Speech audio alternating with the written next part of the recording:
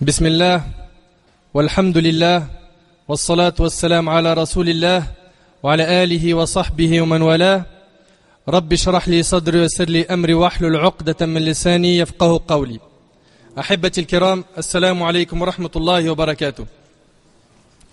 Mes frères et sœurs, nous commençons aujourd'hui une nouvelle série avec l'aide d'Allah Tabaraka wa Ta'ala qui est les 10 compagnons à qui il fut promis le paradis. Les 10 compagnons à qui il fut promis le paradis, qui sont, je vous le rappelle, Abu Bakr as-Siddiq radiyallahu anhu, Omar ibn al-Khattab radiyallahu anhu, Uthman ibn Affan radiyallahu anhu, Ali ibn Abi Talib, Talha ibn Ubaydillah, Az-Zubayr ibn al-Awwam, Sa'd ibn Abi Waqqas, Sa'id ibn Zayd, Abu Ubayd ibn al-Jarrah et Abdurrahman ibn Auf radiyallahu anhum ajma'in. Et sans trop tarder, on commence cette série en espérant qu'elle sera bénie par Allah Azza wa Jal, et je demande à Allah Tabaraka Ta'ala de me faciliter cette série et de m'accorder la sincérité et de l'accepter. Mes frères et sœurs, point de présent pour une communauté qui ignore son passé, et il n'y a pas d'avenir pour une communauté qui oublie ses faveurs et ses qualités. Je répète, point de présent pour une communauté qui ignore son passé, son histoire, et il n'y a pas d'avenir pour une communauté qui a oublié ses faveurs et ses qualités. Mes frères et sœurs, nous n'avons pas choisi de traiter cette série pour vous raconter des histoires imaginaires, mais pour vous montrer qui étaient vos ancêtres, as-salaf, rahimahumullah. Les ennemis de l'islam ont tenté par tous les moyens d'apposer des obstacles entre la communauté et son passé glorieux, afin d'empêcher la communauté d'en tirer une lumière qui illuminera son chemin. De nos jours, toutes les communautés sont fières de leurs ancêtres et de leurs histoires. Mais sachez que la communauté qui mérite le plus d'être fière de son passé est la communauté de Muhammad sallallahu alayhi wa sallam, et Allah Azza wa Jal en témoigne dans son livre. Allah Tabaraka wa Ta'ala a dit dans Surat Al-Imran, Surat 3, verset 110, Kuntum khayra ummatin ukhrijat linnas, ta'muruna bil ma'ruf wa tanhawna 'anil munkar wa tu'minuna billah. Vous êtes la meilleure communauté qu'on ait fait surgir pour les hommes. Vous êtes la meilleure communauté qu'on ait fait surgir pour les hommes. Vous ordonnez le convenable, interdisez le blâmable et croyez en Allah. Et sachez, mes frères et sœurs, que le fait d'être la meilleure communauté n'est pas une chose innée ou raciale. Non, ce n'est pas parce qu'on est issu de telle ou telle origine qu'on est les meilleurs. Absolument pas. Mais le fait d'être la meilleure communauté s'acquiert par la croyance en Allah Azza wa Jal et en son messager sallallahu alayhi wa sallam, par la propagation et la transmission du message de l'islam. En effet, mes frères et sœurs, je le dis haut et fort, cette communauté a engendré et ne cessera d'engendrer des hommes et des femmes dotés de biographies devant lesquelles nous devons fièrement nous arrêter. Il incombe à chacun d'entre nous d'étudier leur biographie, bien qu'il soit impossible de les dénombrer. En effet, il est facile d'observer une étoile dans le ciel, bien qu'il soit impossible de toutes les compter. Mes frères et sœurs, sans trop tarder dans cette intro, sachez qu'aujourd'hui nous avons rendez-vous avec un compagnon extraordinaire. Nous allons, Inch'Allah, passer une petite heure avec un homme béni, un homme qui a tout sacrifié pour Allah Azza wa Jal et son prophète sallallahu alayhi wa sallam, un homme qui a été généreux, un homme qui a été véridique. Il s'agit de l'homme qui a aimé le plus le prophète alayhi salatu wa sallam. Il s'agit de celui dont Allah Tabaraka wa Ta'ala a dit dans le Coran, il a dit de lui وَسَيُجَنَّبُهَا الْأَتْقَى الَّذِي يُؤْتِي مَالَهُ يَتَزَكَّى وَمَا لِأَحَدٍ عِنْدَهُ مِنْ نِعْمَةٍ تُجْزَى إِلَّا ابْتِغَاءَ وَجْهِ رَبِّهِ الْأَعْلَى وَلَسَوْفَ يَرْضَى. Alors, quand sera écarté le pieux qui donne ses biens pour se purifier et auprès de qui personne ne profite d'un bienfait intéressé, mais seulement pour la recherche de la face de son Seigneur le Très-Haut, et certes, il sera bientôt satisfait. Il est question d'un compagnon dans ce verset-là, et nous allons parler de lui aujourd'hui, Inch'Allah. Le verset dans Surat Al-Layl, Surat 92, verset 17 à 21. Mes frères et sœurs, nous avons aujourd'hui rendez-vous avec le compagnon inséparable du prophète sallallahu alayhi wa sallam. Il s'agit du meilleur ami du prophète alayhi salatu wa sallam. Il s'agit de celui qui a été enterré à côté de lui, radiyallahu anhu wa sallallahu ala nabiyyina Muhammad sallallahu alayhi wa sallam. Il s'agit de celui qui a reçu cet éloge de la part d'Allah tabaraka wa ta'ala dans Surat At-Tawbah, Surat 9, verset 40. Deuxième de deux, quand ils étaient dans la grotte. Il s'agit du véridique, du pieux, de l'ascète az-zahid, de l'homme qui a tout sacrifié dans sa vie pour la religion d'Allah. Il s'agit d'Abu Bakr as-Siddiq radiyallahu anhu. Abu Bakr as-Siddiq, Abu Bakr ibn Uthman, qu'on surnommait Abu Quhafa, le Quraishite. Sa généalogie rejoint celle du prophète alayhi salatu wassalam au 6e ancêtre, Murra ibn Ka'b. Écoutez bien, sa généalogie rejoint celle du prophète alayhi salatu wassalam au 6e ancêtre, Murra ibn Ka'b. Nous avons aujourd'hui rendez-vous avec un homme qui vaut à lui seul une communauté entière. Et je vous demande, mes frères ainsi que vous, mes sœurs, de m'accorder toute votre attention. Je vous le dis, je vous le répète, cet homme vaut à lui seul une communauté.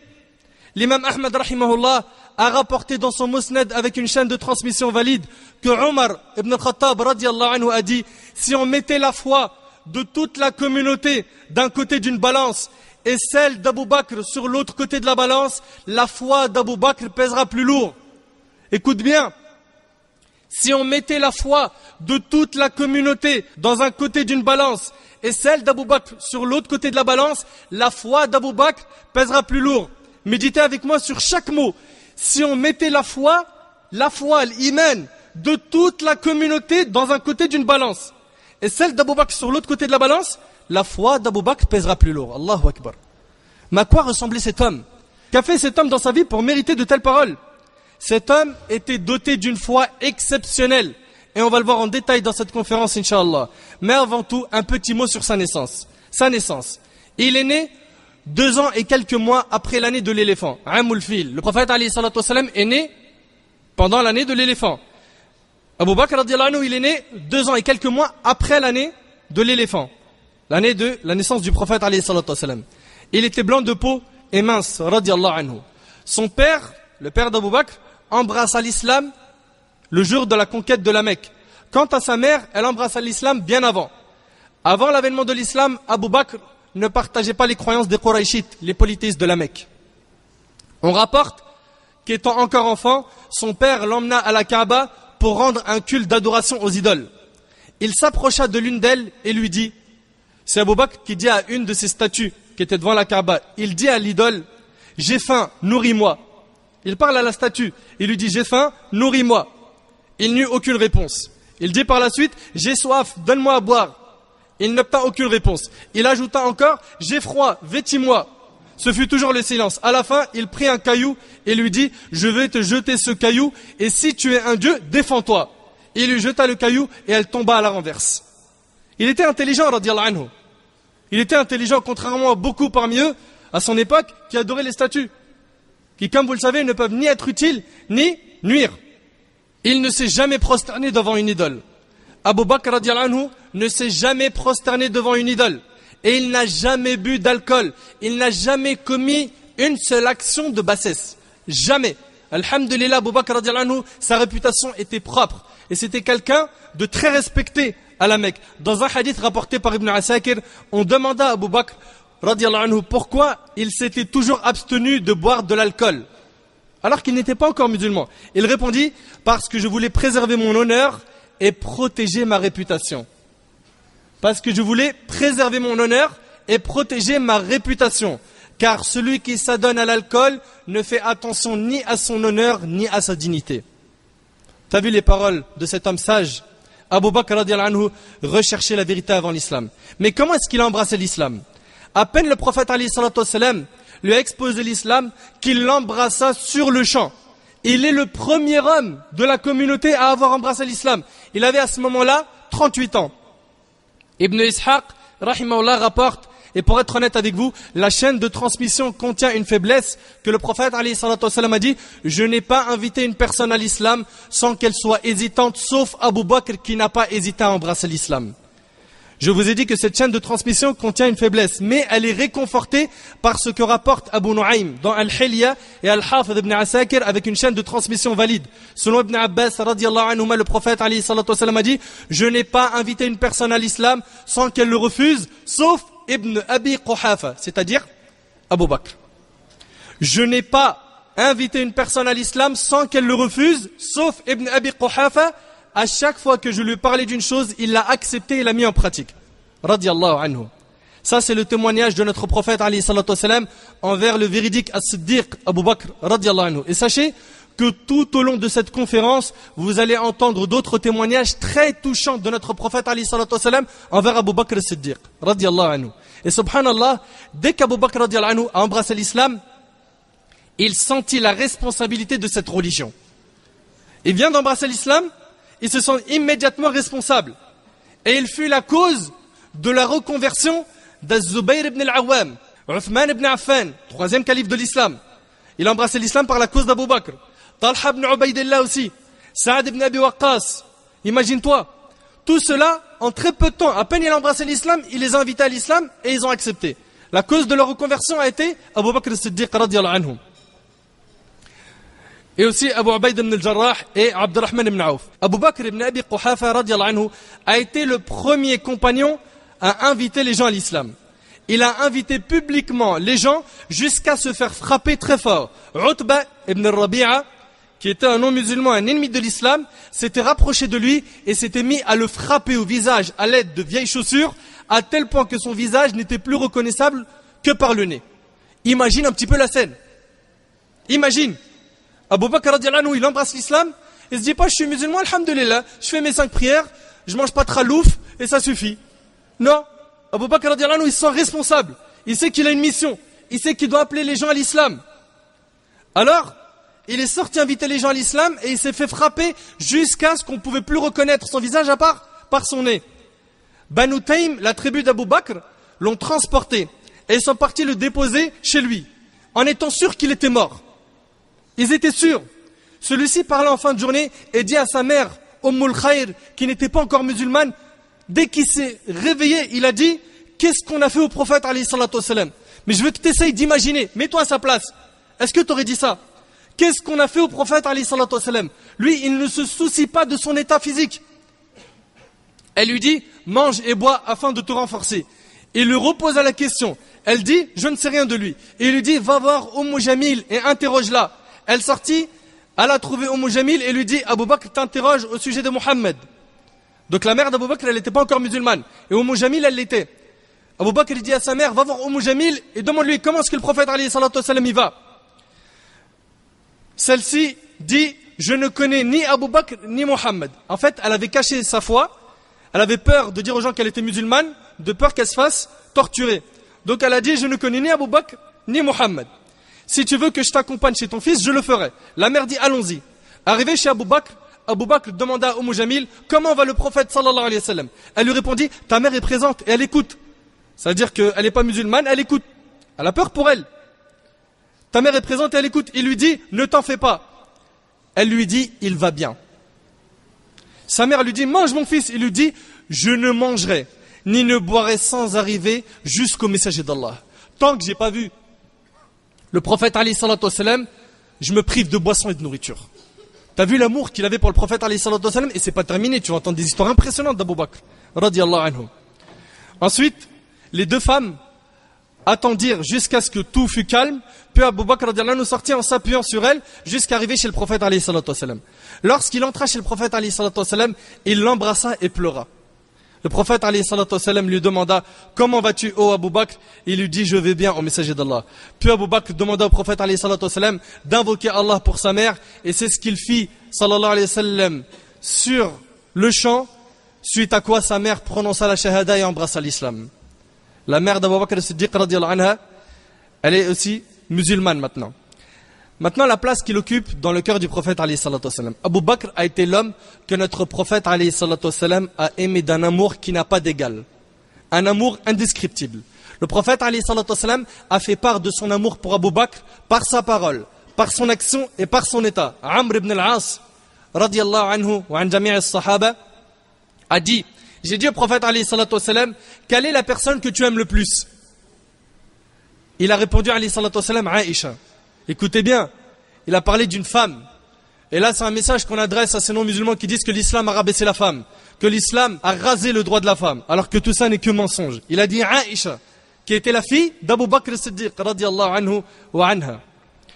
Donc il a dit Aïcha, je lui dis, et parmi les hommes, il m'a répondu alayhi salatu wassalam, son père, c'est-à-dire Abu Bakr.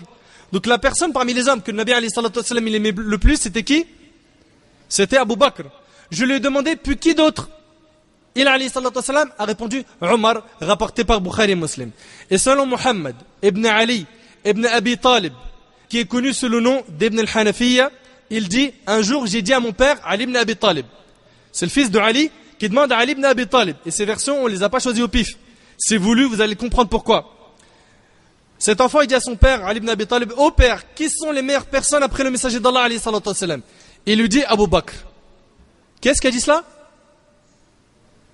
C'est Ali. C'est Ali radiallahu anhu.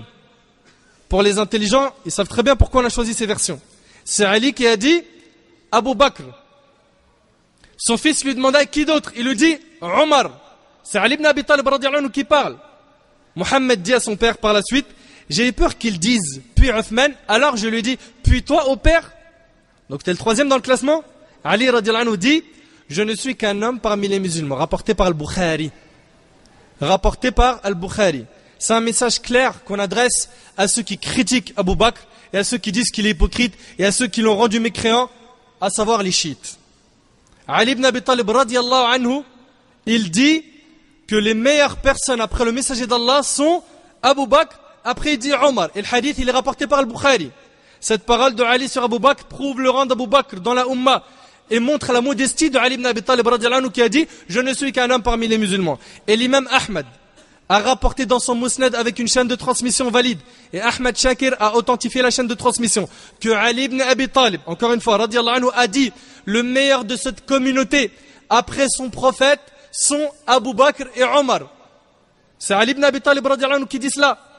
L'imam al-Zahabi rahimahullah a dit, et ceci a été rapporté plusieurs fois de la part de Ali radiallahu anhu. Et l'imam al-Tabarani a rapporté dans l'Awsat avec une chaîne de transmission valide que Ali ibn Abi Talib radiallahu anhu a dit, les meilleurs de cette communauté après le messager d'Allah sallallahu alayhi wa sallam sont Abu Bakr et Omar. Et un croyant, écoute ce que Ali ibn Abi Talib va dire, écoute bien, et un croyant ne peut pas m'aimer et en même temps détester Abu Bakr et Omar. Et un croyant ne peut pas m'aimer et en même temps détester Abu Bakr et Omar. Et si on vous a choisi ces paroles de Ali, c'est pour plusieurs raisons. C'est parce qu'il y en a qui pensent que Ali est meilleur qu'Abu Bakr et Omar. Certains même vont jusqu'à les haïr. Ils vont détester Abu Bakr et Omar. Wal'iyadhu billah. Ô toi qui détestes Abu Bakr et Omar et qui n'aime que la famille du prophète alayhi salatu wassalam, sache que Ali ibn Abi Talib radiallahu anhu a dit, un croyant ne peut pas m'aimer et en même temps détester Abu Bakr et Omar. Ils ne se réunissent pas dans le cœur d'un croyant. L'amour de Ali et le fait de haïr Abu Bakr et Omar. La place qu'occupe Abu Bakr dans le cœur du prophète alayhi salatu wassalam est immense. D'après Jubayr ibn Mut'im radiallahu anhu, une femme est venue voir le prophète alayhi salatu wassalam et il lui a ordonné alayhi salatu wassalam de revenir le voir plus tard. Le prophète alayhi salatu wassalam, il a dit à cette femme, reviens me voir plus tard. Elle a dit, vois-tu si je reviens et que je ne te trouve pas? Comme si elle parlait de sa mort. Le prophète alayhi salatu wassalam a dit, si tu ne me trouves pas, alors va voir Abu Bakr, rapporté par Bukhari et Muslim. Tout ça, ça montre la place d'Abu Bakr. Ça montre son rang, ça montre son mérite. Et sachez que le visage du prophète alayhi salatu wassalam changeait lorsqu'on parlait en mal d'Abu Bakr ou lorsque quelqu'un mettait en colère Abu Bakr. La preuve, l'imam al-Bukhari rapporte qu'Abu Darda radiallahu anhu, ce grand compagnon, a dit, j'étais assis avec le prophète alayhi salatu wassalam. Soudainement, en voyant Abu Bakr se diriger vers nous, tenant entre ses mains l'extrémité de son vêtement jusqu'à laisser voir ses genoux.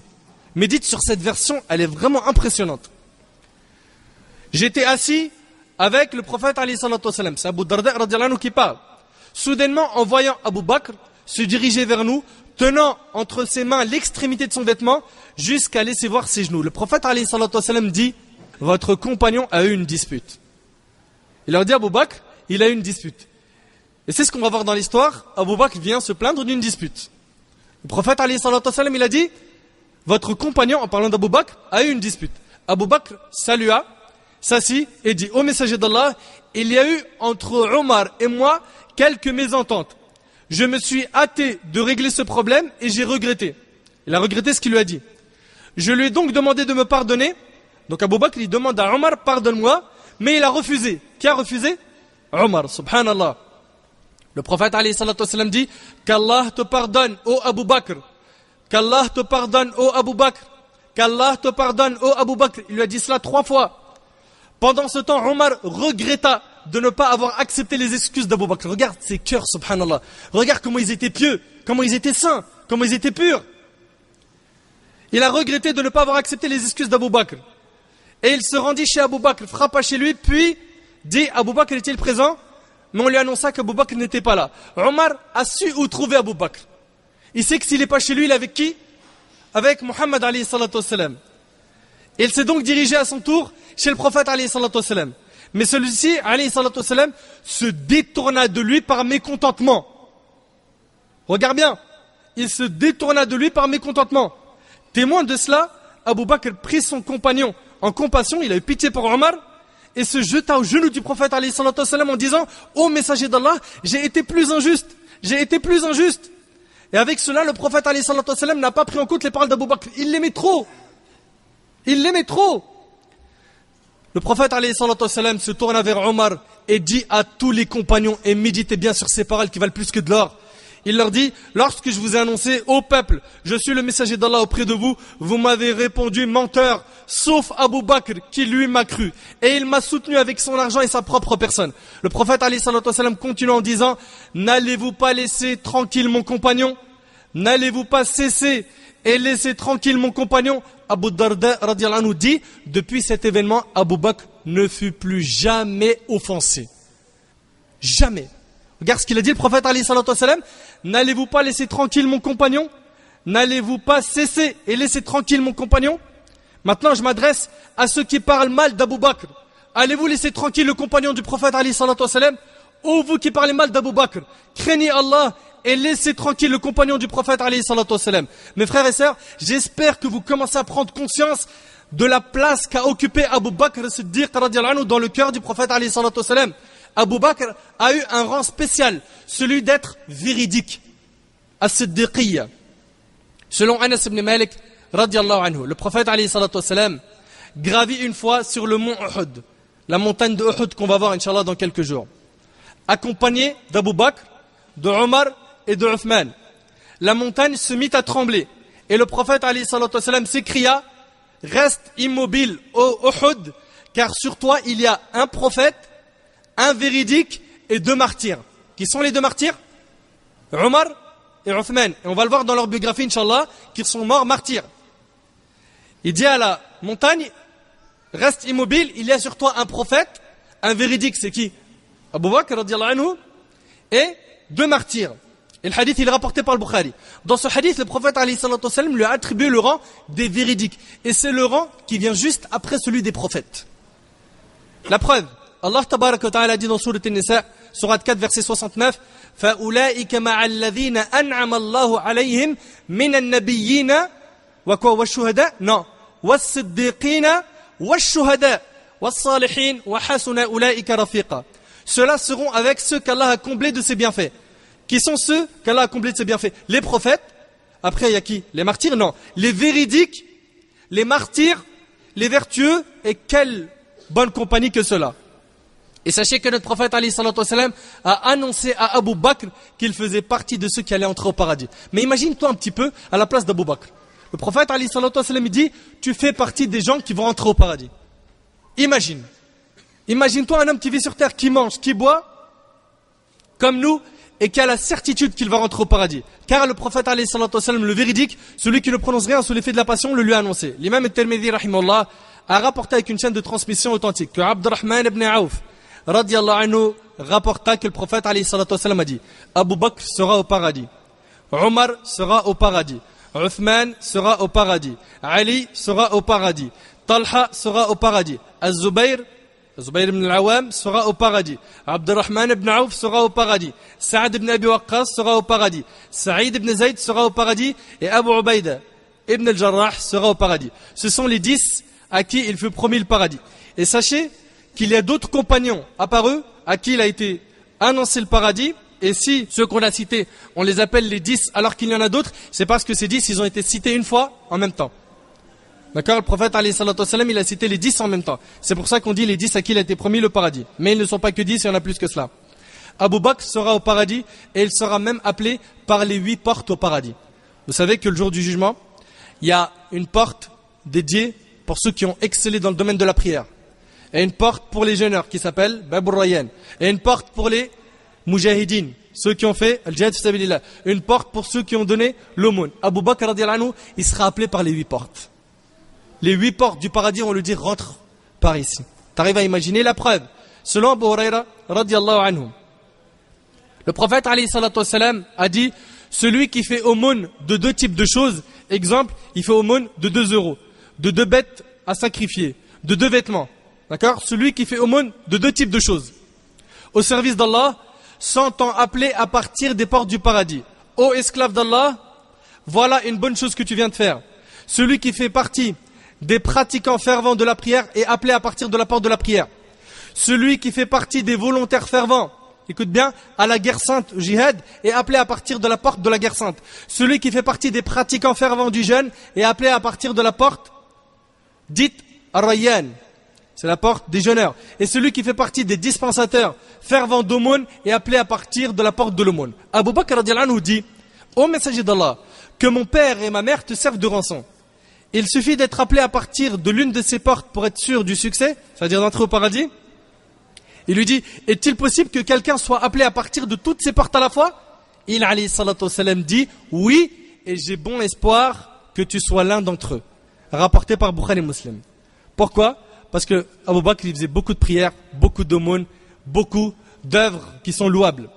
Voilà ce qu'a dit le prophète alayhi salatu wassalam sur ce grand compagnon Abu Bakr. Et sachez qu'Abu Bakr a mérité cette parole car il a été un exemple dans la foi, dans la mise en pratique. Il était le premier lorsqu'une porte de bien était ouverte.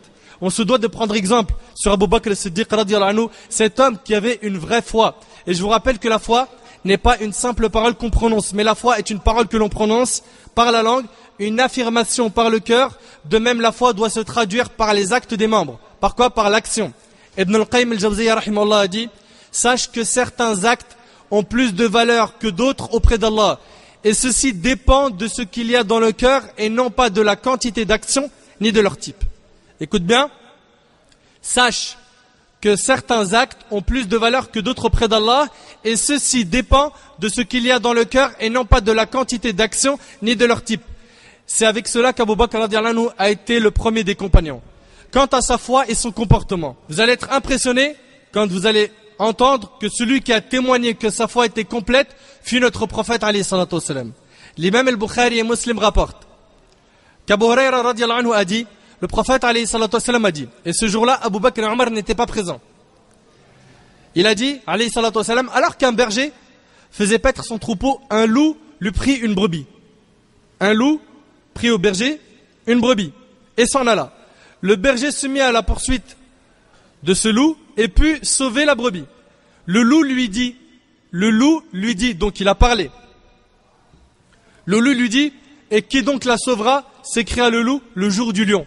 Ce jour où il n'y aura pas d'autre berger que moi.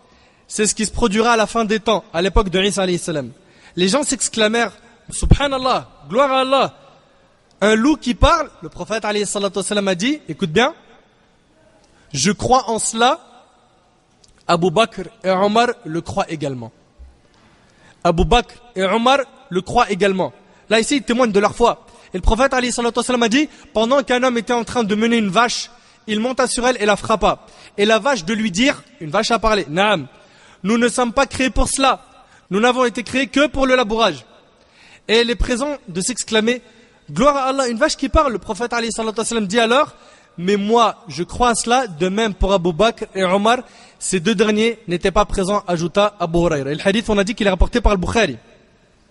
As-tu vu ce témoignage du prophète alayhi salatu wassalam envers Abu Bakr as-Siddiq radiyallahu anhu? Cela prouve que la foi d'Abu Bakr a atteint le plus haut niveau. Il croyait en tout ce que le prophète alayhi salatu wassalam lui disait. C'était à se dire, il est l'homme dont le slogan de sa vie était, si Muhammad alayhi salatu wassalam a dit cela, c'est qu'il a dit vrai. Cette phrase, il l'a répétée plein de fois. Si Muhammad alayhi salatu wassalam a dit cela, c'est qu'il a dit vrai. Abu Bakr radiyallahu anhu a dit cette parole le jour du voyage nocturne. C'était le slogan de sa vie, cette phrase. Si Muhammad alayhi salatu wassalam a dit cela, c'est vrai. Il n'a pas hésité une seconde à dire cette parole. Et il a aussi dit cette parole le jour d'Al-Hudaybiyah. Mais avant Al-Hudaybiyah, le jour de son émigration, d'Oahu, de la Mecque pour Médine. Cette hijra fut un signe indiscutable de l'amour qu'avait Abu Bakr pour notre bien-aimé alayhi salatu wassalam. Il aimait tellement le prophète alayhi salatu wassalam que lorsqu'il émigra avec le prophète alayhi salatu wassalam, en chemin, donc ils sont partis à deux. Imagine-toi, ils sont partis à deux. Quand le prophète alayhi salatu wassalam, il lui a dit « Allah m'a autorisé d'émigrer », Abu Bakr lui a dit « Est-ce qu'on va émigrer ensemble ?» Il lui dit « Oui ». Suite à quoi Abu Bakr pleura de joie. Et il a ramené 2 montures qu'il avait préparées pour ce voyage et ils sont partis ensemble émigrer. D'accord? Mohammed alayhi salatu wassalam et Abu Bakr. Et en chemin, le prophète alayhi salatu wassalam, il est impressionné par le comportement d'Abu Bakr. Pourquoi?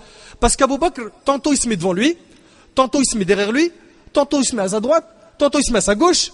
Et le prophète alayhi salatu wassalam de lui dire, mais pourquoi ce comportement, Abu Bakr? Il lui dit, j'ai peur que l'on t'attaque par derrière, par une flèche. Il lui dit, j'ai peur que tu te fasses attaquer. C'est pour ça qu'il se met devant un peu, derrière, à droite, à gauche. Il lui dit, si moi je meurs, c'est qu'un musulman qui meurt. Mais si toi tu meurs, c'est toute la communauté qui est perdue. Et le hadith est rapporté par le Bayhaqi, il est mursal, mais il a des shawahid qui viennent le renforcer et le faire atteindre le degré de Hassan. Abu Bakr a été celui qui a le plus sacrifié fsabilillah. Il a dépensé tout ce qu'il possédait. Tout ce qu'il possédait, tout, son argent, tout. Il était prêt à sacrifier son âme pour la religion d'Allah tabaraka wa ta'ala. Il a éduqué ses enfants aussi à se sacrifier pour la religion d'Allah. Il est celui qui a tout mis au service de la religion d'Allah. Sa personne, sa famille, c'est bien. Mes frères et sœurs, si nos maisons ressemblaient à celles d'Abu Bakr, la victoire nous viendrait d'Allah. La victoire nous viendrait d'Allah. Travailler pour la religion d'Allah, ça a été la mission d'Abu Bakr.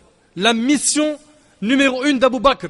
Et ça a été la mission de sa femme et ses enfants aussi. Il travaillait pour la religion d'Allah. Asma, la fille d'Abu Bakr Siddiq radiyallahu anhu wa anha. Asma bint Abi Bakr.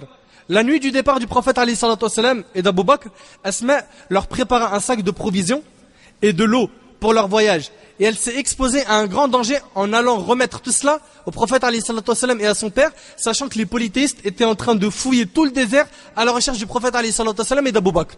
Asma, la fille d'Abu Bakr, elle leur préparait à manger, elle leur ramenait ça. Et elle prenait le risque. Pourquoi? Pour que la parole d'Allah soit la plus haute. Asma radiyallahu anhu était une femme prête à tout sacrifier pour Allah et son prophète alayhi salatu wassalam. Quant à Abdullah, le fils d'Abu Bakr, il passait son temps pendant la journée, ça c'est pendant la période de la hijra, pendant la période de l'émigration.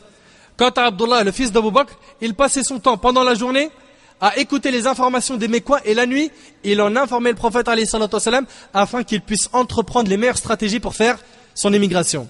Amr ibn Fuhayra, c'était l'affranchi d'Abu Bakr. Lui aussi, il était au service de l'islam. Il faisait paître son troupeau durant la journée dans les endroits où le prophète alayhi salatu wassalam, il avait marché pour brouiller les pistes, pour que les gens ne voient pas les traces des pieds du prophète alayhi salatu wassalam et d'Abu Bakr. T'as vu un petit peu, subhanallah? Ils étaient tous au service de l'islam. Et c'est comme ça qu'Abu Bakr radiyallahu anhu les a éduqués.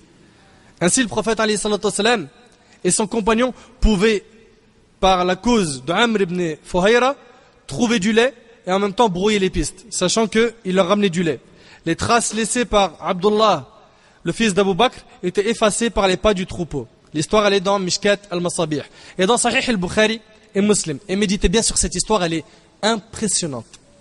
Selon Al-Bara ibn Azib radiyallahu anhu, Abu Bakr radiyallahu anhu dit, nous voyageâmes, moi et le prophète alayhi salatu wassalam, le jour de la hijra.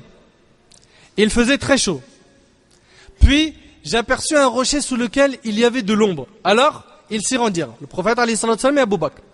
Puis, Abu Bakr dit au prophète alayhi salatu wassalam, allonge-toi au prophète. Subhanallah, ils ont parcouru la même distance, la même fatigue. Et Abu Bakr, il se dit pas, on va se reposer ensemble. Il dit au prophète alayhi salatu wassalam, repose-toi. Le plus important, c'est Nabi alayhi salatu wassalam, il se repose. Lui, c'est après que Nabi alayhi salatu wassalam, il soit bien reposé. Il pense que le prophète alayhi salatu wassalam, pour lui, le fait que le prophète alayhi salatu wassalam se repose, c'est comme si qu'il s'était reposé lui-même. Le prophète alayhi salatu wassalam s'allongea et Abu Bakr, au lieu d'aller se reposer, il partit inspecter les lieux de peur que quelqu'un cherche à faire du mal au prophète alayhi salatu wassalam. Abu Bakr a aperçu par la suite un berger et lui demanda un peu de lait. Un peu de lait pour Nabi alayhi salatu wassalam, pour en donner au prophète alayhi salatu wassalam. Abu Bakr avait un récipient avec lui, qu'il avait gardé pour le prophète alayhi salatu wassalam. Il a tout calculé pour Nabi alayhi salatu wassalam. Il le nettoya de peur que des insectes s'y soient introduits, mit le lait et ajouta sur ce lait un peu d'eau pour qu'il soit frais à boire. Car le lait était chaud, et tout ça pour qui?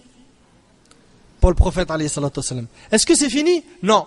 Ce qui arrive, est encore plus impressionnant. Il retourne voir le prophète alayhi salatu wassalam qui venait de se réveiller. Il l'a bien laissé dormir sans le déranger.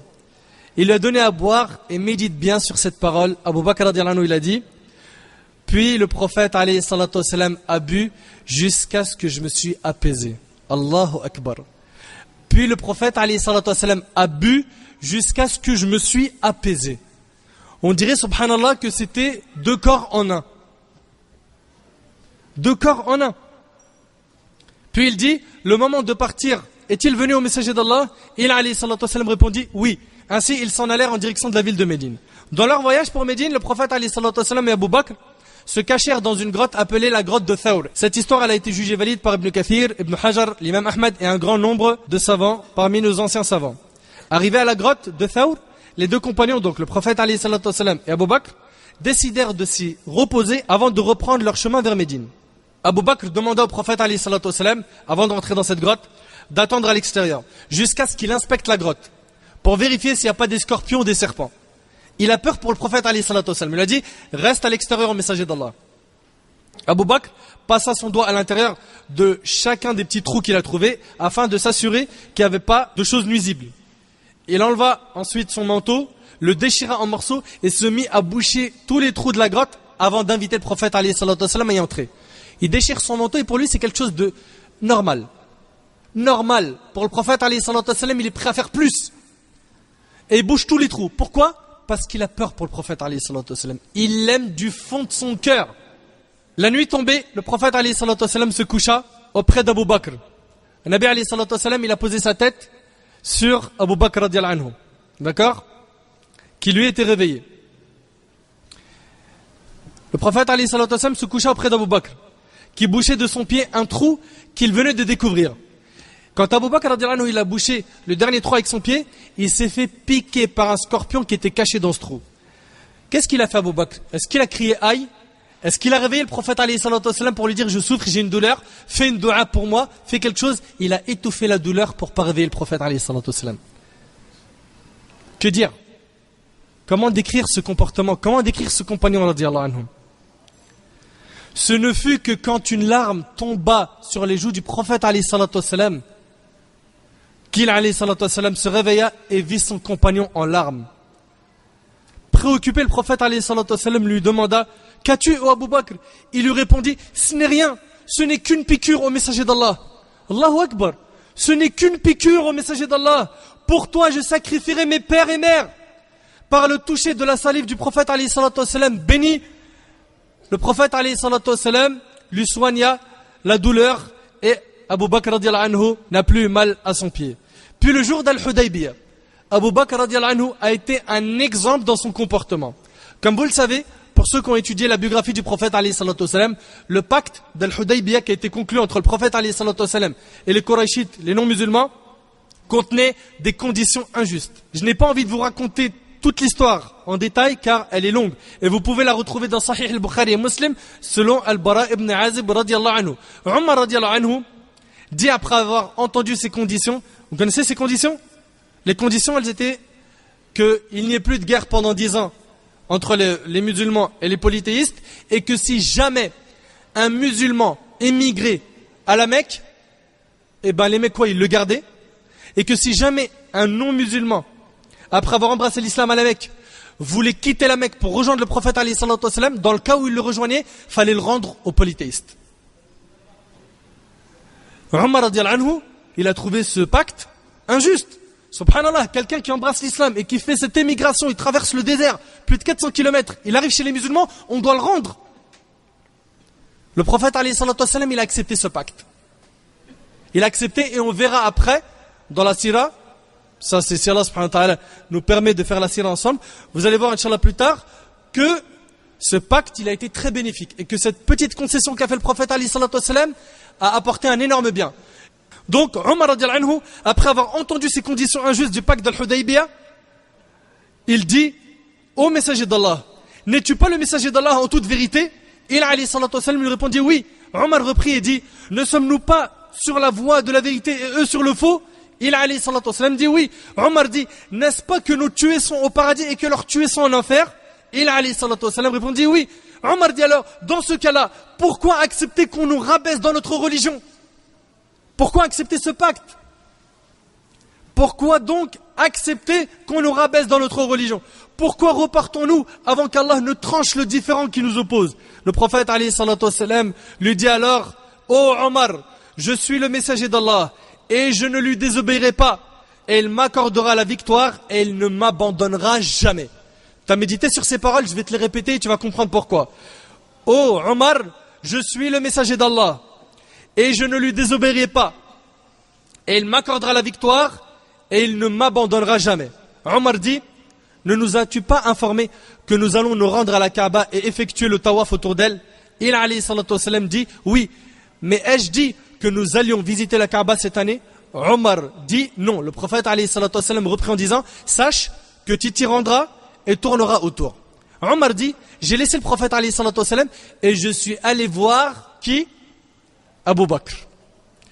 Pour lui répéter les mêmes paroles. Remarquez qu'Abu Bakr n'était pas avec le prophète alayhi salatu wassalam. Il a dit, je laissais le prophète alayhi salatu wassalam pour aller voir Abu Bakr. Puis j'ai dit, oh Abu Bakr, n'est-il pas le prophète de Dieu? Abu Bakr répondit oui. Ne sommes-nous pas sur la voie de la vérité et eux sur le faux? Abu Bakr répondit oui. Omar lui dit, n'est-ce pas que nos tués sont au paradis et que leurs tués sont en enfer? Abu Bakr lui répondit oui. Omar dit alors, dans ce cas-là, pourquoi accepter qu'on nous rabaisse dans notre religion? Pourquoi repartons-nous avant qu'Allah ne tranche le différend qui nous oppose? Abu Bakr lui dit, et méditez bien sur ce qu'il va lui dire. Exactement les mêmes paroles que celles du prophète alayhi salatu wassalam. Il lui a dit, ô Omar, sache qu'il est le messager d'Allah et qu'il ne désobéit pas à son Seigneur, qu'Allah va lui accorder la victoire et qu'Allah ne l'abandonnera jamais. Allahu Akbar. Je vous ai dit, ces deux corps fusionnés en un. Abu Bakr et le prophète alayhi salatu wassalam, ils étaient très très liés. Les mêmes paroles, subhanallah. Omar dit, n'a-t-il pas dit que nous allions nous rendre à la Kaaba et tourner autour d'elle? Puis Abu Bakr lui dit, est-ce qu'il t'a dit que tu allais t'y rendre cette année? Ajib, wallah, impressionnant. Omar lui dit non. Abu Bakr lui dit, sache que tu t'y rendras et tourneras autour. Puis Abu Bakr dit, ô homme, suis les pas du messager d'Allah, car il est sur la vérité. Mes frères et sœurs, ça c'est Abu Bakr. Et c'est ça la différence qu'il y a entre Abu Bakr et Omar. Et attention, on se doit d'aimer Omar radiallahu anhu en ce qui concerne ma propre personne. Je vous parle de moi, j'aime Omar. Et je prends Allah Azza wa Jal pour témoin que j'aime Omar. Mais j'aime Abu Bakr radiallahu anhu plus que lui. Sachant que Nabi alayhi salatu wassalam l'a aimé plus que lui. Comprenez donc qu'il y a une différence entre Abu Bakr et Omar. Abu Bakr est le numéro 1 des compagnons. D'ailleurs, Omar radiallahu anhu dit, et le hadith est rapporté par l'imam Al-Barawi avec une chaîne de transmission Hassan par ses shawahid, lorsqu'on évoqua devant lui Abu Bakr et que certains avaient préféré Omar à Abu Bakr, Omar dit, par Allah, une nuit de celle d'Abu Bakr, et il sous-entendait la nuit de la hijra d'Abu Bakr avec le prophète alayhi salatu wassalam. Par Allah, une nuit de celle d'Abu Bakr vaut mieux que Omar et la famille de Omar. C'est la parole de qui? De Omar ibn Khattab radiallahu anhu lui-même. D'ailleurs, le prophète alayhi salatu wassalam, lorsqu'il tomba malade et que Omar s'avança pour diriger la prière, le prophète alayhi salatu wassalam, en étant en colère, demanda à ce que personne ne s'avance à part qui? À part Abu Bakr pour diriger la prière des musulmans. Abu Bakr, dans la concurrence, dans le bien, était imbattable. J'ai envie de vous parler un petit peu des histoires de concurrence qu'il y a entre Abu Bakr et Omar. Lors de la bataille de Tabouk, quand le prophète alayhi salatu wassalam appela les musulmans à contribuer généreusement au financement de l'armée, Omar prit la moitié de ses biens, la moitié de sa fortune. Je veux que tu essayes d'imaginer un petit peu, Akhi. Essaye d'imaginer. Tu as de l'argent, tu as des biens, tu ramènes la moitié de tes biens, tu les donnes fisabilillah. La moitié de ta richesse, la moitié de ce que tu possèdes. Omar, il a fait une chose qui est très très très dure à faire. C'est pas facile. Il y a que les pieux, les véridiques, ceux qui vraiment sont ascètes, ceux qui recherchent l'au-delà. Il a pris la moitié de ses biens et il a dit au prophète alayhi salatu wassalam, voilà la moitié de mes biens. Le prophète alayhi salatu wassalam lui demanda, qu'as-tu laissé à ta famille? Omar lui dit, l'autre moitié de ma fortune. Puis Abu Bakr, quant à lui, arriva et dit au prophète alayhi salatu wassalam, voilà toute ma fortune.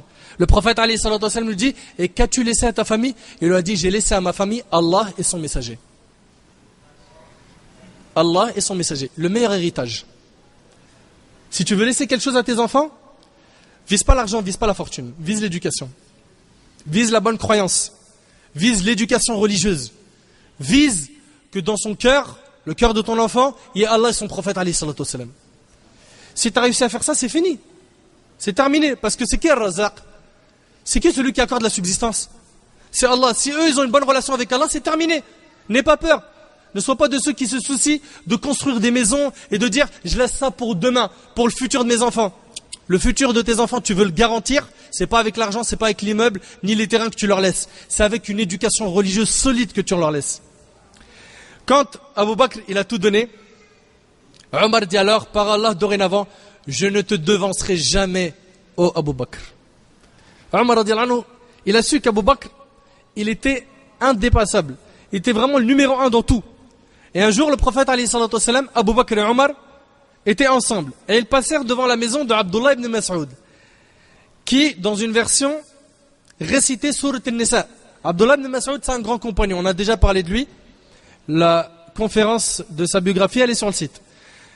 Le prophète, alayhi salatu wassalam, Abu Bakr et Omar, ils étaient ensemble et ils passèrent devant la maison d'Abdullah ibn Mas'ud.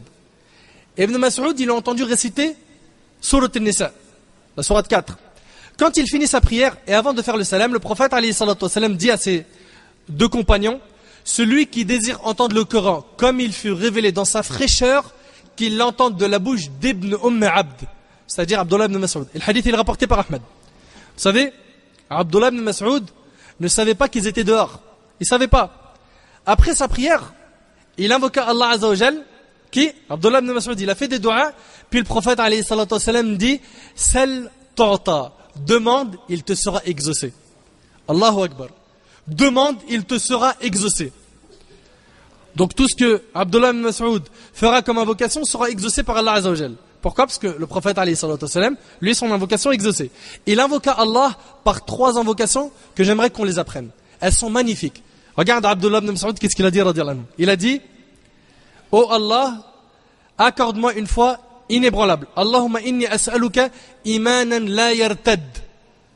Allahumma inni as'aluka imanan la yartad. Oh Allah, accorde-moi une foi inébranlable.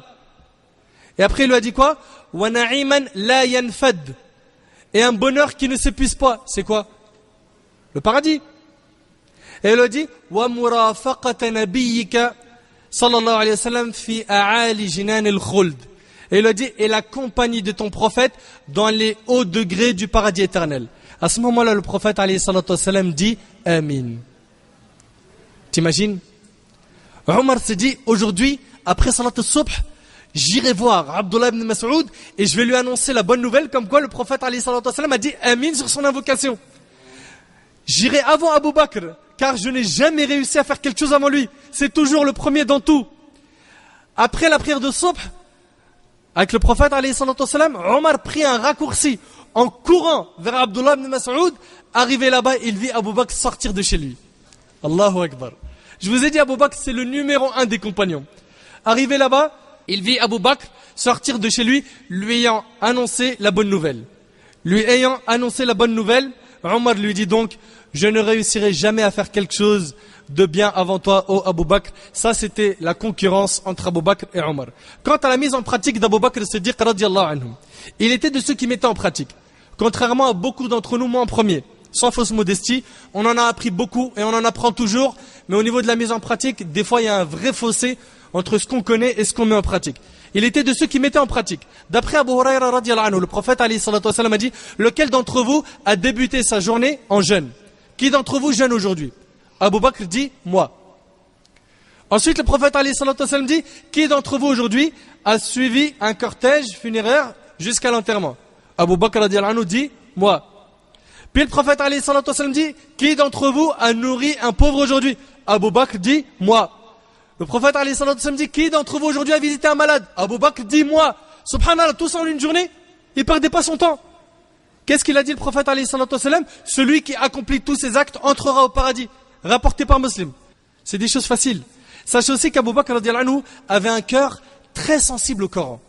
Très sensible. Au point où quand il entrait en prière, on n'arrivait pas à entendre sa récitation. On ne savait pas il récitait quoi tellement il pleurait.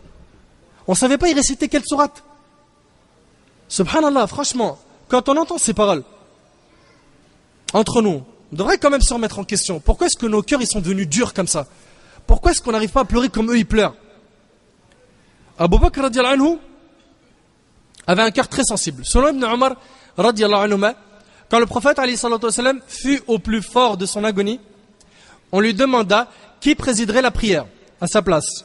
Et il alayhi salatu wassalam dit, ordonnez à Abu Bakr de la présider. Aïcha, qui est la fille de qui? D'Abu Bakr. Et c'est la femme de qui? Du prophète alayhi salatu wassalam. Aïcha radhiyallahu anha, elle a dit, Abu Bakr a le cœur trop sensible et quand il récite le Coran, il est vaincu par les larmes. C'est-à-dire, on n'entend rien, on n'entend que des pleurs. Il alayhi salatu wassalam dit, ordonnez-lui de présider la prière. Dans une autre version, elle lui dit, s'il prend ta place dans les prières, ses larmes l'empêcheront de se faire entendre par les gens. Mais le prophète alayhi salatu wassalam de dire, c'est lui quand même qui doit diriger la prière. Le hadith, il est rapporté par Bukhari et Muslim. Abu Bakr était d'une piété indescriptible. Abu Bakr était de ceux qui mangeaient que le halal. Ça, c'est une chose, tu vas me dire, c'est facile. Mais non seulement il mangeait que le halal, et même l'argent douteux, il n'en a jamais connu. Parce que je sais qu'entre nous, pour ceux qui sont dans le commerce, l'argent licite, alhamdoulilah, on est tous dans le même bain. D'accord? Normalement. Mais pour ce qui est d'avoir gagné de l'argent qui est douteux, ça, on le sait tous que voilà, on n'a pas vraiment cette garantie de dire notre argent, il n'y a aucun doute dessus, même pas 1%. Toutes nos transactions, elles ne sont pas douteuses. Abu Bakr radhiyallahu anhu, il y a une histoire, elle est vraiment impressionnante sur lui. Aïcha radhiyallahu anha, elle dit, Abu Bakr as-Siddiq, donc son père, avait un esclave qui lui versait une part convenue de ses revenus. Abu Bakr mangeait de cette contribution.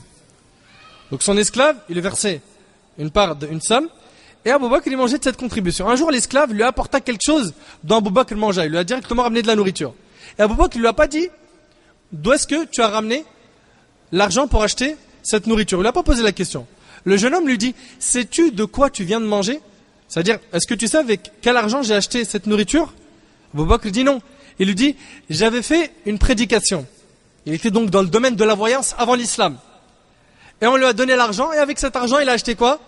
Cette nourriture. Et Abu Bakr, il avait mangé juste une poignée de nourriture, et il l'avait avalée. D'accord?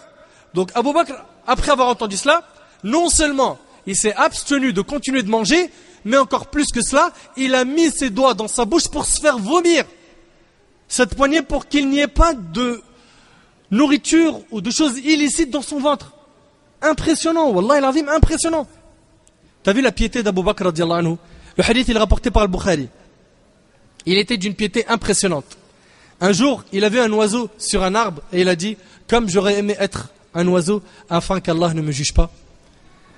Subhanallah. Wallah il azim, c'est impressionnant, mais quand je vous dis impressionnant, comme j'aurais aimé être un oiseau pour qu'Allah ne me juge pas. C'est Abu Bakr qui dit ça.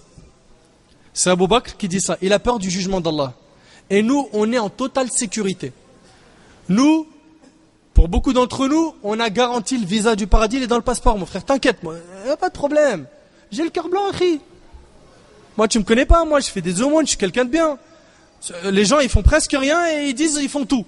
Et ceux qui ont tout fait, ils ont peur de la rencontre d'Allah. Ils avaient des cœurs sensibles et fragiles. Et ils craignaient Allah subhanahu wa ta'ala, contrairement à beaucoup d'entre nous, hélas.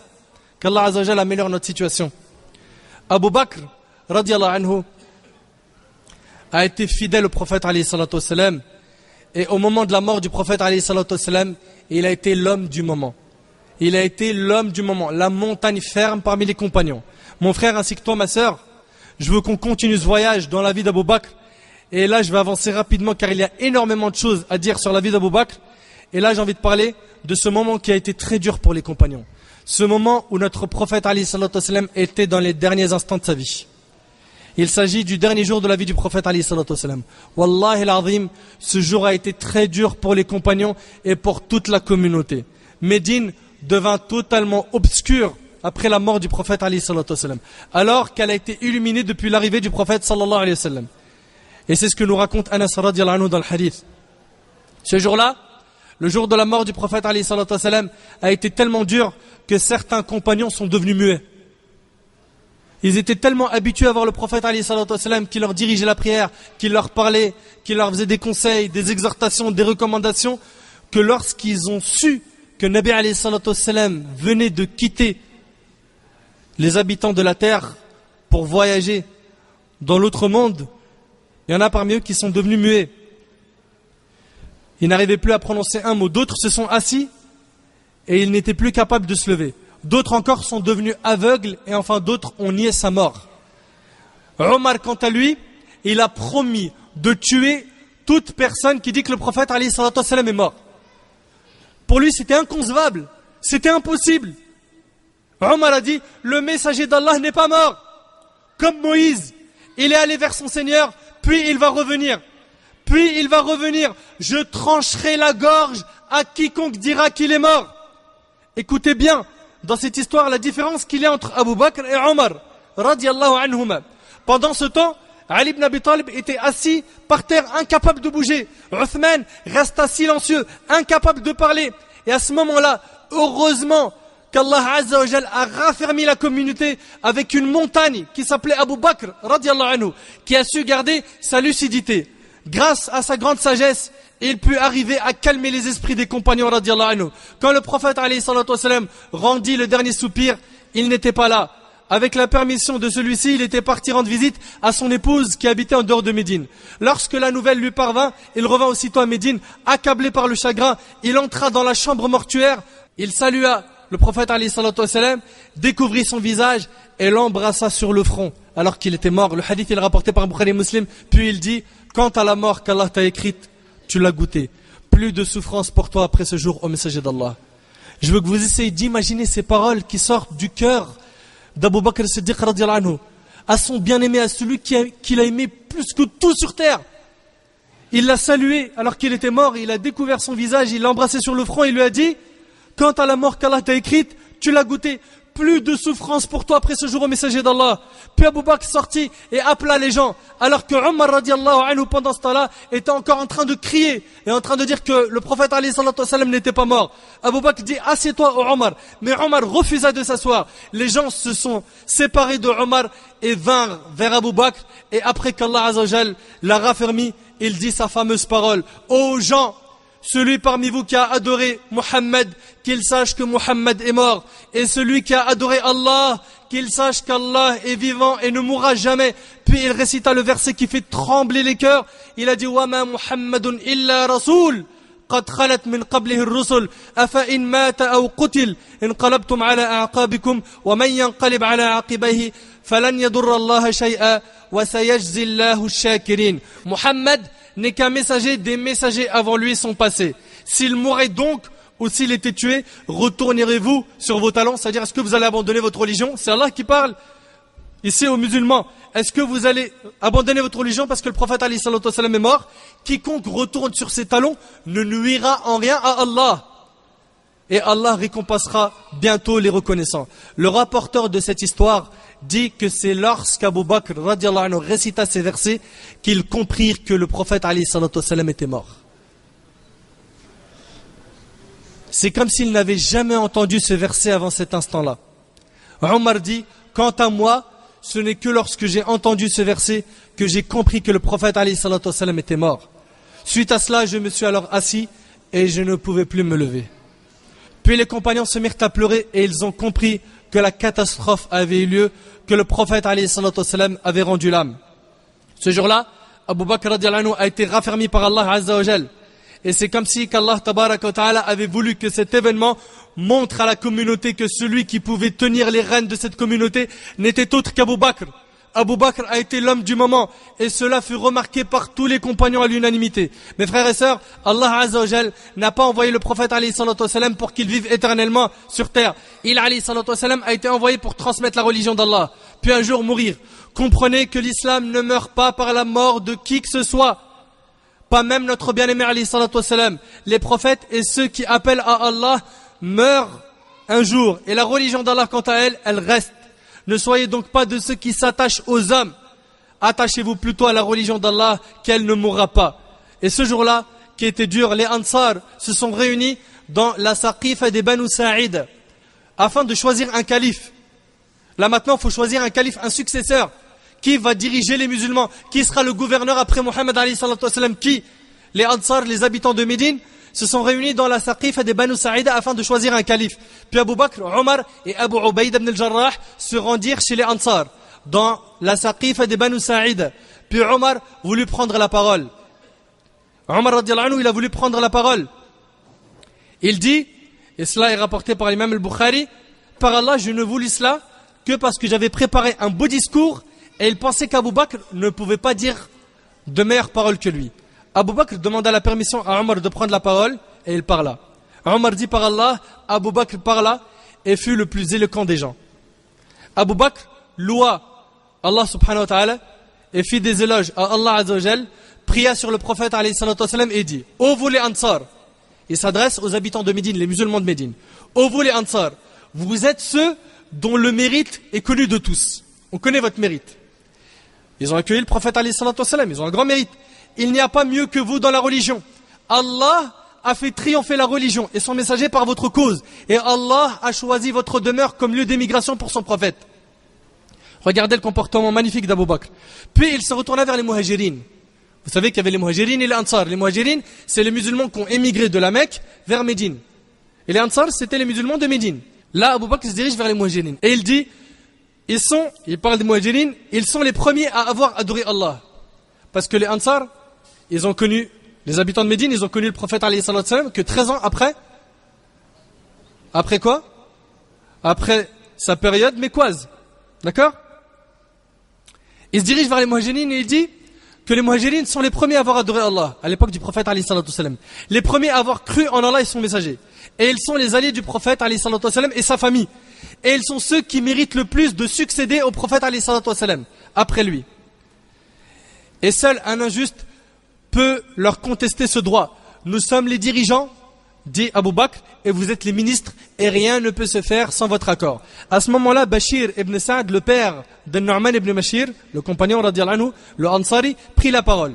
Il loua Allah et fit des éloges à Allah, puis il dit à ses frères les Ansar: ô vous les Ansar, si nous avions eu le mérite de nous battre pour la cause d'Allah contre les associateurs et d'être parmi les premiers à entrer dans l'islam, en vérité, nous ne l'avons fait que pour gagner la satisfaction d'Allah et par obéissance à notre messager.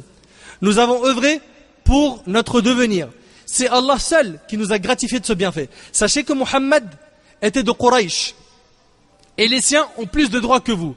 Par Allah, quant à moi, je ne me querellerai jamais avec eux à ce sujet. Craignez Allah et ne vous divisez pas avec eux en leur discutant cette autorité. En fait là, ils sont en train de voir comment est-ce qu'ils vont choisir le calife. Est-ce que c'est les Ansar qui vont trancher? Est-ce que c'est les Muhajirines? Comment ça va se passer? Abu Bakr profita de l'occasion et leva les mains. Regarde la modestie d'Abu Bakr. Il a levé la main de Omar et dit: voici Omar ibn al-Khattab, par qui Allah a fait triompher l'islam. Et avec l'autre main, il a levé la main d'Abu Ubaïda ibn al-Jarrah, on va voir sa biographie ensemble Inch'Allah, et dit: voici Abu Ubaïda, dont le prophète alayhi salatu wa sallam a dit de lui qu'il était l'homme digne de confiance de cette communauté. J'accepte pour vous l'un des deux hommes comme calife. Est-ce qu'il s'est désigné lui, Abu Bakr? Non. Il a levé la main de Omar et la main de qui? Abu Ubaïd ibn al-Jarrah. T'as vu l'éducation des compagnons? Est-ce qu'ils cherchaient des titres, des rangs, la notoriété? Mais qu'est-ce qu'ils ont fait, Omar et Abu Ubaïda? Ils ont baissé leurs mains et dire: non, par Allah, personne d'autre que toi n'a le droit de revendiquer cette succession. Tu étais le meilleur d'entre les muhajirines. Et tu es l'un des deux qui était dans la grotte en compagnie du prophète alayhi salatu wa sallam. Le prophète alayhi salatu wa sallam t'a désigné pour lui succéder dans la direction de la prière, pour diriger la prière. C'était lui qui était désigné. Et là ils ont dit, et la prière est le pilier de la religion. Ils lui dirent: comment est-ce possible que le prophète alayhi salatu wa sallam te choisisse pour notre religion et que nous ne te choisissons pas pour notre bas monde? T'as vu l'éducation des compagnons radiyallahu anhum, subhanallah.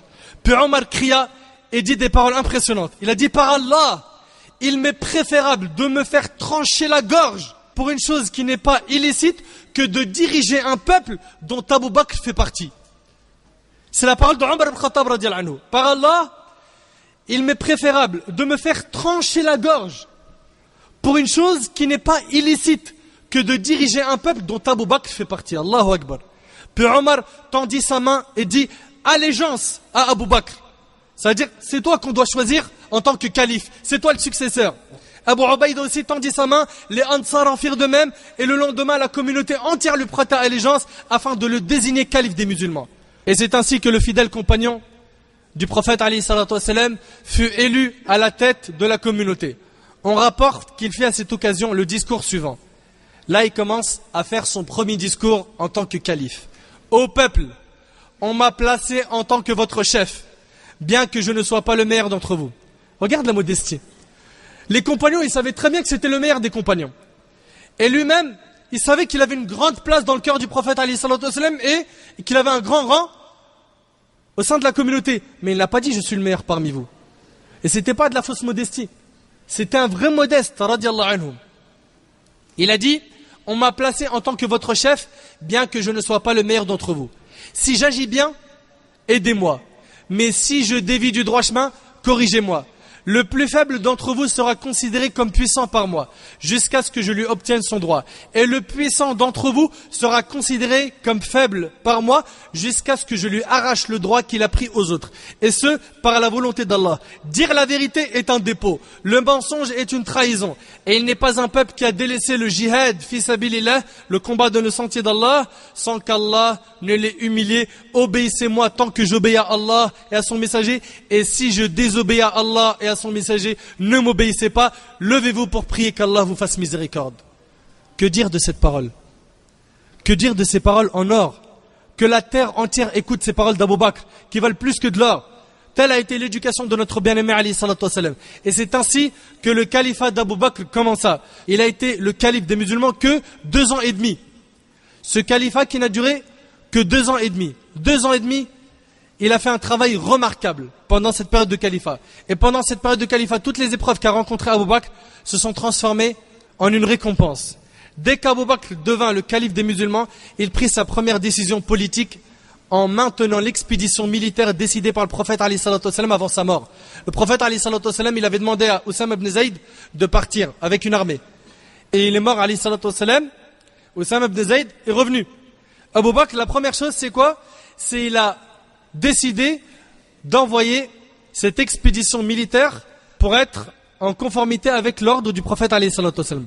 Cette expédition devait partir en Syrie, éduquer la tribu de Qudaa, qui avait combattu avec les Byzantins contre les musulmans dans la bataille de Mu'ta. Mais elle a été retardée par la maladie puis la mort du prophète alayhi salatu wassalam. Abu Bakr a dit une parole magnifique. Il a dit, par Allah, même si les loups me capturaient, je dépêcherai l'armée de Oussama comme le prophète alayhi salatu wassalam l'a ordonné. Première chose, c'est que le prophète alayhi salatu wassalam, il avait donné un ordre, il est mort sallallahu alayhi wa sallam. Après sa mort, la première chose, c'est que son ordre à lui soit exécuté. Avant n'importe quoi. Et à ce moment-là, une grande fitna, une grande épreuve commença à voir le jour. Cette fitna fut celle de Murtaddin, celle des apostats, et celle de ceux qui ont refusé de payer la zakat. Certains ont dit, à l'époque du prophète alayhi salatu wassalam, on donnait la zakat au prophète alayhi salatu wassalam. Maintenant qu'il est mort, nous la donnerons à personne après lui. Alors que la zakat, c'est un pilier de l'islam. Il faut continuer à donner la zakat. À ce moment-là, Abu Bakr dit, par Allah, s'ils refusent de me remettre ne serait-ce qu'une corde, une corde, qu'ils avaient l'habitude de donner au prophète alayhi salatu wassalam, je les combattrai jusqu'à ce qu'il me la donne. Omar lui dit, ô calife du messager d'Allah, comment pouvons-nous combattre des gens alors qu'ils ont témoigné qu'il n'y a d'autre divinité qu'Allah, l'unique, et que Mohammed est son messager? Leur sang n'est-il pas devenu sacré par le fait qu'ils aient prononcé cette attestation de foi? Mais ce qu'il faut savoir, c'est qu'Abu Bakr radiyallahu anhu comprenait mieux que Omar les textes de la religion. Et il était de ceux qui comprenaient le mieux les paroles du prophète alayhi salatu wassalam. Écoutez, comme preuve, ça c'est une parmi les preuves, l'imam al-Bukhari et Muslim rapporte selon Abu Sa'id al-Khudri, lorsque le prophète alayhi salatu wassalam monta sur le minbar avant de mourir. Ça c'est pendant qu'il était en vie.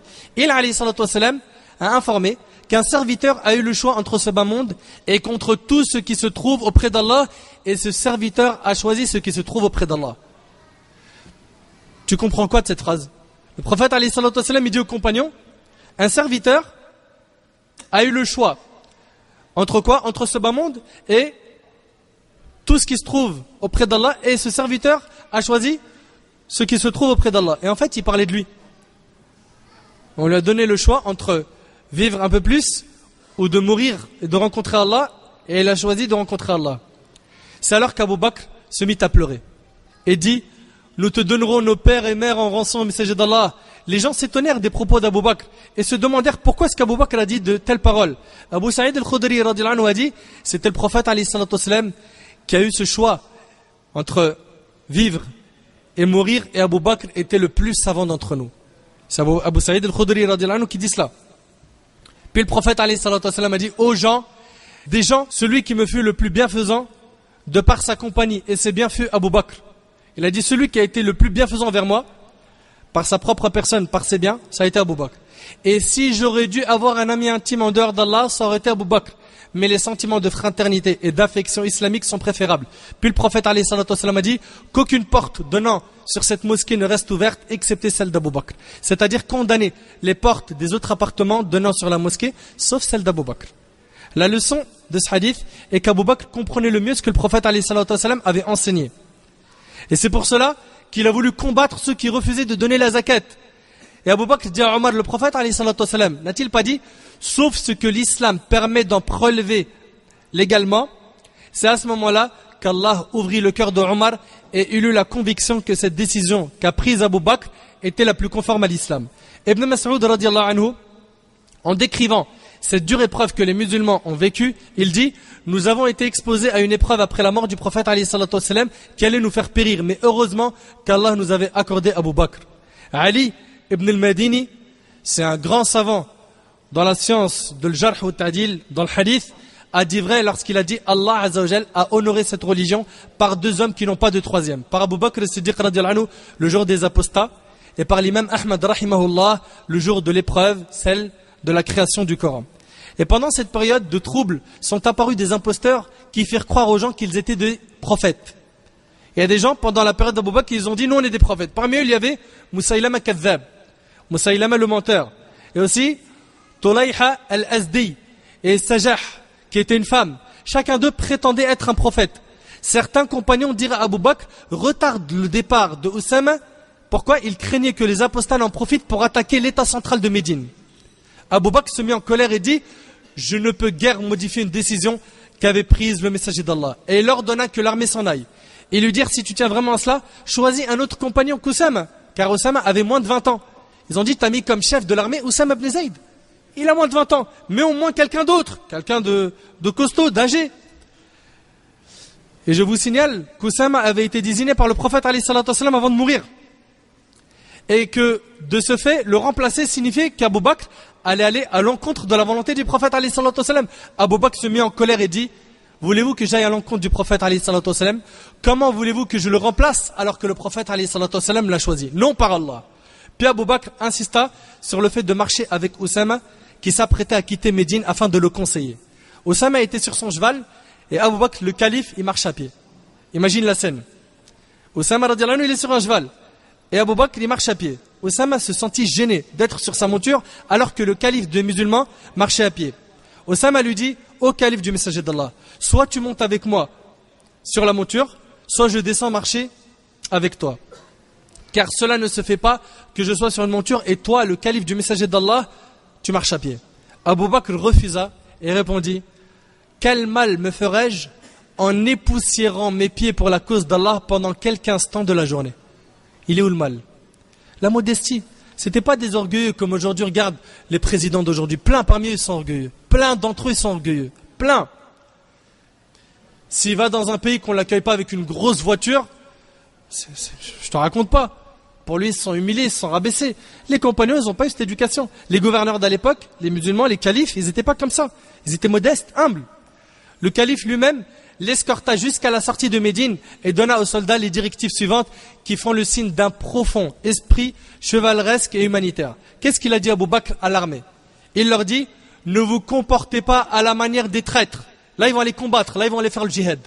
Il leur dit ne vous comportez pas à la manière des traîtres. Ne vous adonnez pas aux mutilations à la manière de vos ennemis. Et ne tuez ni enfants, ni vieillards, ni femmes. Évitez d'abattre ou de brûler les palmiers et les arbres fruitiers. Évitez de tuer les animaux domestiques, sauf pour vous nourrir. Dans votre expédition, vous allez rencontrer des gens qui se sont retirés dans des monastères pour s'adonner à l'adoration. C'est-à-dire, vous allez voir des gens qui sont d'autres religions, ils sont en train de faire des adorations à leur manière. Laissez-les et ne les perturbez pas. Subhanallah, il n'a pas dit kofar, tuez-les. Laissez-les et ne les perturbez pas. Il leur dit ensuite, partez au nom d'Allah. Ça, c'était Abu Bakr radiyallahu anhu. Ça, c'est le comportement en guerre. Quelques semaines après, l'armée musulmane revint à Médine victorieuse. Victorieuse. Ils avaient gagné Osama, radiallahu anhu, son chef, n'avait pas démérité. Il avait montré qu'il avait toutes les qualités d'un stratège. Le succès de son expédition était total. Et Abu Bakr radiallahu anhu put, en un peu de temps, très court, stopper la rébellion et redonner à la communauté son unité et sa stabilité. Il faut dire que c'est par la fermeté du calife que la cohésion de la communauté put être assurée et que la propagation de l'islam fut relancée. Ensuite, mes frères et sœurs, l'acte qui valut à Abu Bakr le plus de reconnaissance de la part de la communauté musulmane fut sans conteste l'assemblage du Coran en une seule copie autour de laquelle l'ensemble de la communauté a fait l'unanimité jusqu'à nos jours. Abu Bakr a été le premier à avoir assemblé le Coran. La décision d'assembler le Coran a été prise suite à la disparition de dizaines de compagnons huffaz, ceux qui apprenaient le Coran par cœur. Ils avaient été tués en bataille.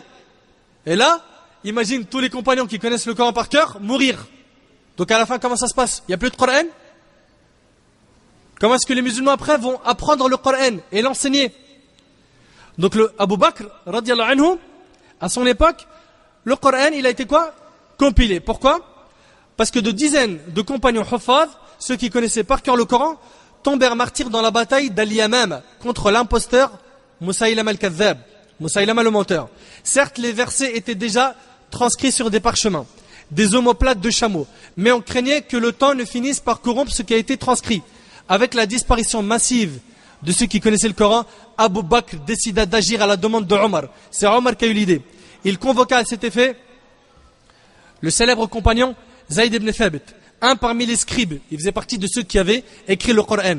Un parmi les scribes du prophète alayhi salatu wassalam. Il écrivait la révélation du vivant du prophète alayhi salatu wassalam. Donc Abu Bakr l'a convoqué et le chargea de faire ce colossal mais noble travail. C'est un grand travail, celui de compiler le Coran en une seule copie. Laissons Zayd nous raconter lui-même cette invitation du calife telle que nous le rapporte l'imam al-Bukhari. Zayd dit: quand je me suis présenté devant le calife, j'y ai trouvé Omar ibn Khattab. Abu Bakr me dit: beaucoup de huffaz ont été tués le jour d'Al-Yamam et je crains que cela ne se produise dans d'autres lieux où les musulmans combattent. Les huffaz, qui sont nombreux parmi ces combattants, en disparaissant, emporteraient avec eux une partie du Coran qu'ils mémorisent. C'est pour cela que j'ai perçu la nécessité d'assembler le Saint-Coran et de le réécrire afin qu'il soit conservé. C'est Omar qui m'a suggéré cette proposition. J'ai demandé: comment ferais-je ce que le prophète alayhi salatu wassalam n'a pas fait? Il me dit: par Allah, je jure qu'il est préférable de procéder à son assemblage. Cela dit, il insista tellement pour me convaincre jusqu'à ce qu'Allah m'inspira la nécessité d'un tel travail. J'ai donc fini par accepter la proposition de Omar. Zayd continua. Abu Bakr me dit alors: tu es un homme jeune et plein de sagesse. De plus, nous avons confiance en toi, sachant que tu fais partie des scribes qui écrivaient la révélation sous la dictée du prophète alayhi salatu wassalam. Je pense donc que personne n'est mieux placé que toi pour mener à bien cette tâche. Zayd dit, écoute bien ce qu'il va dire Zayd: par Allah, la tâche qu'il m'avait chargé d'accomplir était plus difficile pour moi que s'il m'avait demandé de déplacer les montagnes. C'est une grande responsabilité. Elle est immense. Là, s'il se trompe, c'est pas une petite erreur. Immense. Il a dit: par Allah, la tâche qu'il m'avait chargé d'accomplir était plus difficile pour moi que s'il m'avait demandé de déplacer les montagnes. J'ai commencé alors à assembler les textes du Coran qui étaient transcrits sur divers matériaux. Je me suis adressé aux différents huffaz, aux différents compagnons qui apprenaient le Coran, parmi les compagnons donc, afin de trouver les deux versets qui me manquaient de Surat al-Tawbah, après les avoir trouvés chez Khuzayma ibn Thabit. J'ai transmis la totalité des manuscrits au calife, qui les conserva jusqu'à sa mort. Ils furent ensuite conservés chez Hafsa, la fille de qui? De Omar radiallahu anhu anha, et qui a été l'épouse du prophète alayhi salatu wassalam par la suite. Ainsi, Abu Bakr fut la cause que le Coran put être assemblé et conservé intact jusqu'à la fin des temps. Abu Bakr désigne par la suite son successeur. Mes frères et sœurs, la vie d'Abu Bakr a été magnifique jusqu'au dernier moment de sa vie. Avant de mourir, il demanda à Uthman, radiallahu anhu, qui est le troisième calife des musulmans, il lui demanda d'écrire. Uthman lui dit: que dois-je écrire? Il lui dit: écris Bismillah ar-Rahman ar-Rahim. Ceci est de la part d'Abu Bakr ibn Abi Quhafa, qui s'apprête à quitter ce bas monde pour rejoindre l'au-delà. J'ai désigné pour vous Omar ibn al-Khattab en tant que calife. Écoutez-le et obéissez-lui. Et par Allah, je ne l'ai désigné que parce que je pense du bien de lui et que je le connais bien. S'il est juste, cela confirmera ce que je pensais de lui et ce que je connaissais de lui. Et si ce n'est pas le cas, les injustes verront bien le sort qui les attend. Wassalam. Abu Bakr ordonna par la suite à Uthman de sceller cette lettre de son sceau, puis il lui ordonna de sortir et de demander aux gens de faire allégeance à Omar ibn al-Khattab radiyallahu anhu. Puis Abu Bakr demanda la rencontre de Omar, puis il le conseilla. Lorsque Omar sortit, Abu Bakr leva les mains au ciel et invoqua Allah. Il dit: Oh Allah, j'ai fait tout mon possible pour eux dans cette décision. Cette décision qui est le choix de ce calife. Oh Allah, j'ai fait tout mon possible pour eux dans cette décision. Et je ne veux pour eux que le bien et la réussite. J'ai peur pour eux de la tentation, de la fitna. Et je leur ai désigné le meilleur d'entre eux et le plus fort. Oh Allah, fais qu'il soit parmi tes califes bien guidés et bénis-lui son peuple. Et dans le Musnad de l'imam Ahmad, selon Aïcha radiyallahu anha, Abu Bakr dit: quel jour sommes-nous aujourd'hui? On lui répondit: le lundi. Et vous savez que le prophète alayhi salatu wassalam, il est mort le lundi. Là, Abu Bakr était vraiment malade. Abu Bakr lui demande donc: quel jour sommes-nous aujourd'hui?